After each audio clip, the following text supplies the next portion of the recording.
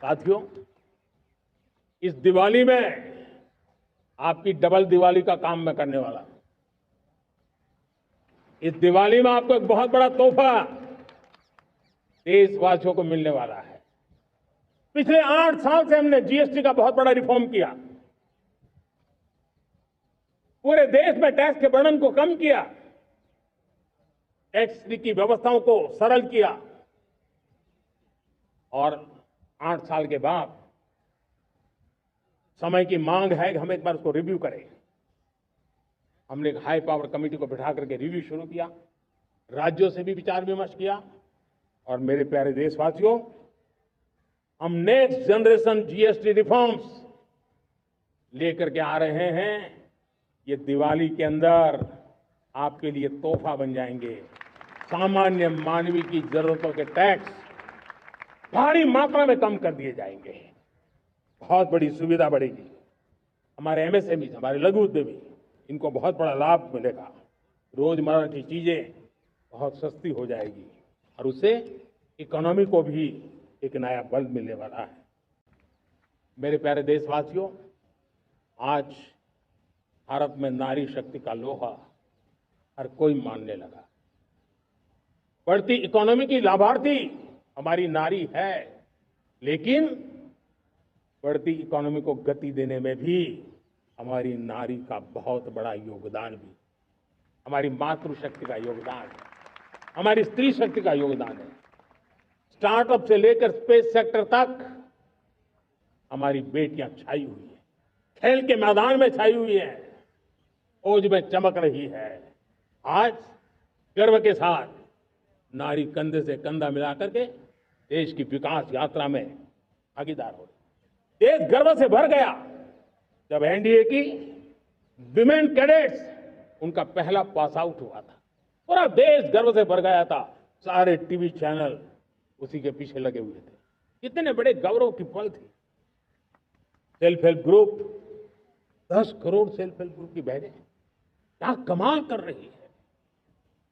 नमो drone दीदी नारी शक्ति की एक नई पहचान बनी। गांव में मुझे एक बहन मिली, वो कहती मुझे अब तो गांव वाले पायलट कह करके बुलाते हैं। बड़े गर्व से कह रहे थे, ज्यादा पढ़ी लिखी नहीं थी लेकिन उसका रतबा पैदा हुआ है। साथियों, हमने 3 करोड़ महिलाओं को लखपति दीदी बनाने का संकल्प लिया था। 3 करोड़। और मुझे आज संतोष है कि हम तेज गति से काम कर रहे हैं, समय से पहले 3 करोड़ का लक्ष्य पार कर लेंगे। और आज मैं खुशी से देश को बताना चाहता हूं कि मेरे नारी शक्ति का सामर्थ्य देखिए। देखते ही देखते 2 करोड़ महिलाएं लखपति दीदी बन चुकी है। आज कुछ लखपति दीदी हमारे सामने बैठी है। ये है मेरे सामर्थ्य और मेरा विश्वास है दोस्तों, भारत की विकास यात्रा में उनकी भागीदारी बढ़ने वाली। साथियों, पिछले 11 साल में एंटरप्रेन्योरशिप, उद्यमशीलता को बहुत बड़ी ताकत दी। आज लाखों स्टार्टअप टियर 2, टियर 3 सिटी में देश की अर्थशक्ति को, देश के इनोवेशन को ताकत दे रहे हैं। उसी प्रकार से मुद्रा योजना से हमारे देश के करोड़ों नौजवान, उसमें भी हमारी बेटियां, करोड़ों करोड़ों लोग मुद्रा से लोन लेकर के अपना खुद का कारोबार कर रहे हैं। खुद तो अपने पैरों पर खड़े हुए हैं, लेकिन औरों को भी पैरों पर खड़े रहने की ताकत देते हैं। वे भी एक प्रकार से हर व्यक्ति को आत्मनिर्भर बनाने का अवसर दे रही है। मेरे साथियों, विमेन सेल्फ हेल्प ग्रुप किसी का ध्यान नहीं था। पिछले 10 साल में विमेन सेल्फ हेल्प ग्रुप ने कमाल करके दिखाया। आज उनके प्रोडक्ट दुनिया के बाजार में जाने लगे हैं। लाखों करोड़ों का कारोबार हमारे विमेन सेल्फ हेल्प ग्रुप में। मैंने एक बार मन की बात में खिलौने की बात कही थी। हम करोड़ों करोड़ रुपए के खिलौने विदेश से लाते थे। मैंने ऐसे ही मन की बात में कहा, करे मेरे देश के नौजवानों, ऐसा भी करेंगे क्या, किलो भी बांट देंगे। और आज मैं गर्व से कहता हूं कि मेरा देश खिलौने एक्सपोर्ट करने लग गया है। यानी देश के सामर्थ्य को हर प्रकार के अवसर मिले, हर रुकावटों से मुक्ति मिले, उसको सर्वाधिक करने के लिए प्रेरित किया जाए। देश कर सकता है। मैं देश के युवाओं से कहता हूं, आइए आप इनोवेटिव आइडियाज लेकर के, आपके आइडियाज को मरने मत देना दोस्तों। आज का आपका आइडिया हो सकता है आने वाली पीढ़ी का भविष्य बना सकता है। मैं आपके साथ खड़ा हूं, मैं आपके लिए काम करने के लिए तैयार हूं, आपका साथी बन के काम करना तैयार हूं। आप आइए, हिम्मत जुटाइए, इनिशिएटिव लीजिए। जो युवा मैन्युफैक्चरिंग के बारे में सोचते हैं, आइए आगे बढ़िए। सरकार के नियमों में बदलाव करना है, मुझे बताइए। अब देश रुकना नहीं चाहता है। 2047 दूर नहीं है, एक एक पल की कीमत है और हम एक भी पल गंवाना नहीं चाहते दोस्तों। साथियों, ये आगे बढ़ने का अवसर है, बड़े सपने देखने का अवसर है, संकल्प के लिए समर्पित होने का अवसर है। जब सरकार आपके साथ है और मैं स्वयं आपके साथ हूं, तब हम नया इतिहास बना सकते हैं।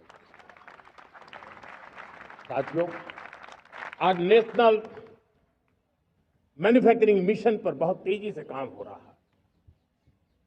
हमारे एमएसएमई उसका लोहा दुनिया मानती है। ये दुनिया में बड़ी बड़ी चीजें बनती है ना, कुछ न कुछ तो औजार हमारे देश के एमएसएमई के द्वारा जाते हैं, बड़े गर्व के साथ जाते हैं। लेकिन हम कॉम्प्रिहेंसिव इंटीग्रेटेड विकास की राह पर जाना चाहते हैं और इसलिए उनकी शक्ति बढ़े। और उसमें भी मैंने पहले एक बार लाल किले से कहा था, जीरो डिफेक्ट जीरो इफेक्ट।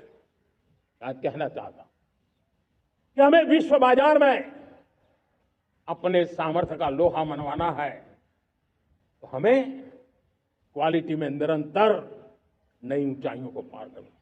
दुनिया क्वालिटी को स्वीकार करती है, हमारी गुणवत्ता सबसे ज्यादा हो और सरकार के भी प्रयास हो, रॉ मटेरियल की उपलब्धि हो, हमारी प्रोडक्शन की कॉस्ट कैसे कम हो, हम उसमें दम रह गए। और साथियों, हम सभी जो उत्पादन के क्षेत्र में लगे हैं, उन सबका मंत्र होना चाहिए, दाम कम लेकिन दम ज्यादा। हमारी हर प्रोडक्ट का दम ज्यादा हो लेकिन दाम कम हो। इस भाव को लेकर के हमें आगे बढ़ना है। मुझे बहुत लंबे समय से सरकार में काम करने का अवसर मिला है। मैंने कई सारे उतार चढ़ाव देखे हैं, सरकारों की मुसीबतों से भी मैं परिचित हूं, व्यवस्थाओं की मर्यादाओं से भी परिचित हूं, लेकिन उसके बावजूद भी हमारी जिम्मेवारी है कि हम किसी की लकीर को छोटी करने में अपनी ताकत बर्बाद न करें। मैं बड़े अनुभव से कहता हूं, किसी दूसरे की लकीर छोटी करने के लिए अपनी ऊर्जा हमें नहीं खपानी है। हमें पूरी ऊर्जा के साथ हमारी लकीर को लंबा करना। हम अगर अपनी लकीर लंबी करते हैं तो दुनिया भी हमारा लोहा मानेगी। आज जब वैश्विक परिस्थितियों में आर्थिक स्वार्थ दिनों दिन बढ़ रहा है, तब समय की मांग है कि हम उन संकटों के रोते बैठने की जरूरत नहीं है। हिम्मत के साथ हम अपनी लकीर को लंबी करें। और मैं 25 साल के शासन के अनुभव से कह सकता हूं, अगर ये रास्ता हमने चुन लिया, हर किसी ने चुन लिया, तो फिर कोई स्वार्थ हमें अपनी चंगुल में नहीं फंसा सकता है। मेरे प्यारे देशवासियों, बीता दशक रिफॉर्म परफॉर्म ट्रांसफॉर्म कर रहा है। लेकिन अब हमें और नई ताकत से जुटना है। पिछले दिनों हमने कई रिफॉर्म्स किए, एफडीआई हो, इंश्योरेंस कंपनी की बात हो, विश्व की यूनिवर्सिटीज को भारत के अंदर स्थान देने की बात हो, कई रिफॉर्म्स किए हैं। 40,000 से ज्यादा अनावश्यक कंप्लायंसेस को हमने खत्म किया है। इतना ही नहीं, 1500 से अधिक पुराने कानून जो बाबा आदम के जमाने के थे, उन सबको हमने खत्म कर दिया है। हमने दर्जनों कानूनों को सरल करने के लिए संसद में जाकर के जनता के हितों को सर्वोपरि रख करके बदलाव किए हैं। इस बार भी हो हल्ला के बीच लोगों तक बात पहुंची नहीं होगी, लेकिन एक बहुत बड़ा रिफॉर्म इनकम टैक्स एक्ट में हुआ है। करीब 280 से ज्यादा धाराएं हमने समाप्त करने का निर्णय किया है। और साथियों, सिर्फ आर्थिक मोर्चे पर ही रिफॉर्म नहीं, हमने नागरिक के जीवन को भी आसान बनाने के लिए रिफॉर्म किए। इनकम टैक्स रिफंड की बात हो, रिफॉर्म का परिणाम है। फेसलेस असेसमेंट की बात हो, रिफॉर्म का परिणाम है। 12 लाख तक आज इनकम टैक्स से मुक्ति दे देना देश का जो भविष्य बनाने में उत्सुक है, ऐसा मेरा मध्यम वर्ग का परिवार आज खुला नहीं समा रहा है। कभी किसी ने सोचा नहीं था कि 12 लाख रुपए तक का इनकम टैक्स पर जीरो कर दिया जाएगा। आज कर लिया है। जब देश का सामर्थ्य बढ़ता है तो देशवासियों को लाभ मिलता है। अंग्रेजों के जमाने से दंड संहिता में हम दबे पड़े थे।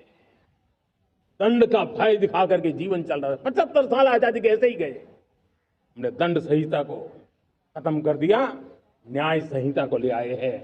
न्याय संहिता में भारत के नागरिक के प्रति विश्वास का भाव है। भारत के नागरिक के अंदर अपनेपन का भाव है, संवेदनशीलताओं से भरा हुआ है। हमने रिफॉर्म की यात्रा को तेज करने के लिए बीड़ा उठाया।